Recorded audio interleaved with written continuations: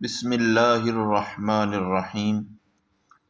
درود شریف کے فضائل بیان کرتے ہوئے شیخ احمد بن ثابت مغربی رضی اللہ عنہ فرماتے ہیں،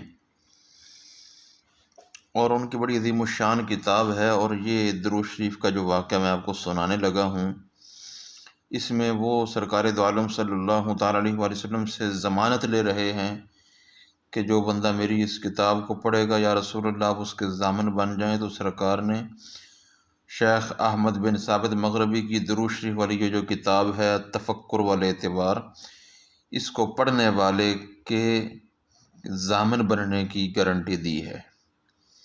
واقعہ یہ ہے کہ ایک رات فرماتے ہیں کہ میں اول حصے میں سو کر بیدار ہوا اور اپنا ورد رات کے درمیانی حصے میں مکمل کیا، اور رسول اللہ صلی اللہ علیہ وآلہ وسلم کی ذات اقدس پر درود شریف پڑھنے کے لیے بیٹھ گیا۔ مجھے نیند آ گئی۔ خواب میں ایک شخص دیکھا جس کی کمر میں ٹخنوں تک تارکول کی شلوار ہے، سیاہ چہرہ، سر ناک بہت بڑی ہے، چہرے پر زخموں کے نشانات ہیں۔ میں نے کسی سے پوچھا یہ کون ہے؟ تو بتایا گیا یہ ابو جہل ملعون ہے۔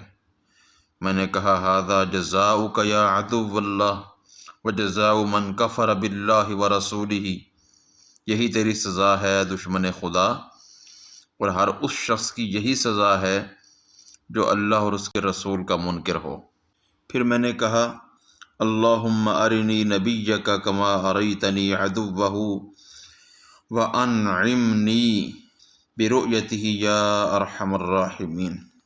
اے اللہ، جیسے تو نے مجھے نبی کا دشمن دکھایا ہے، مجھے اپنے نبی کی زیارت کا شرف بھی عطا فرما، مجھ پر دیدار مصطفیٰ جیسی عظیم نعمت کا انعام فرما یا ارحم الراحمین۔ کہتے ہیں پھر خواب میں ایک مرد صالح ملا جس کی معیت میں ہم مسجد نبوی میں پہنچ گئے۔ میں نے اس مرد صالح سے پوچھا کہ رسول اللہ صلی اللہ علیہ وسلم کہاں رونق افروز ہیں؟ وہ کہنے لگا ابھی تشریف لانے والے ہیں۔ تھوڑی دیر بعد رسول اللہ صلی اللہ علیہ وسلم تشریف لے آئے۔ آپ کے ہمراہ ایک نہایت نورانی شخصیت بھی تھی۔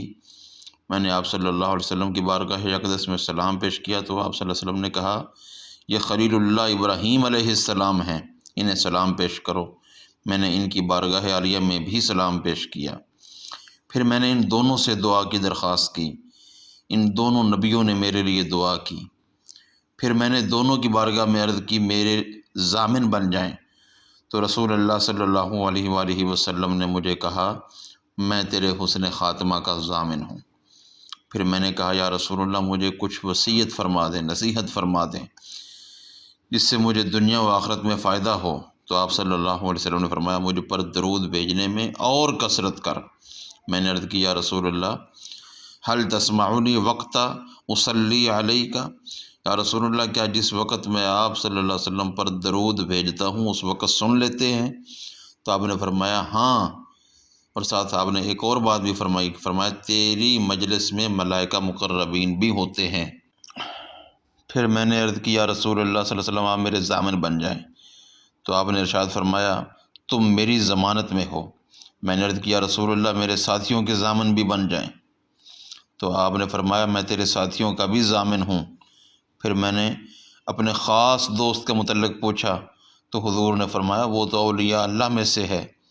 شیخ مغربی فرماتے ہیں پھر میں نے کہا اردت ان تضمن کل من قرأ فی کتابی ھذا الذی نظمت فیہ الصلاۃ علیک، میں چاہتا ہوں کہ آپ ہر اس شخص کے ضامن بن جائیں جو میری اس کتاب میں سے پڑھ لے جو کتاب میں نے آپ صلی اللہ علیہ وسلم پر درود و سلام بھیجنے کے متعلق لکھی ہے۔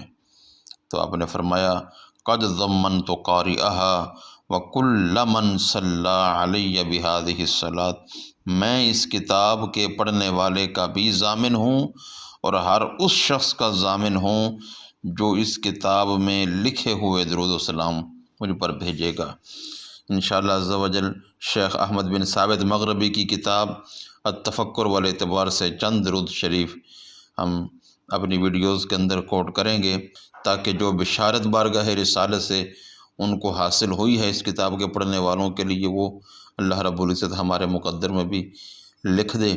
پھر حضور علیہ السلام نے مجھے کہا کہ اس پر کار بند رہو، یعنی یہ جو کتاب لکھی ہے اس پر کار بند رہو اور اس میں اضافہ بھی کرو، جو مانگو گے ملے گا۔ شیخ فرماتے ہیں پھر میں بیدار ہوا اور مجھے اپنے اللہ سے قوی امید ہے کہ وہ اس پر زیادتی کی توفیق بھی عطا کرے گا، یعنی اس میں مزید اضافہ کی بھی اللہ توفیق عطا کرے گا، اور دنیا و آخرت میں دیدار مصطفیٰ سے ہمیں کبھی محروم نہیں کرے گا۔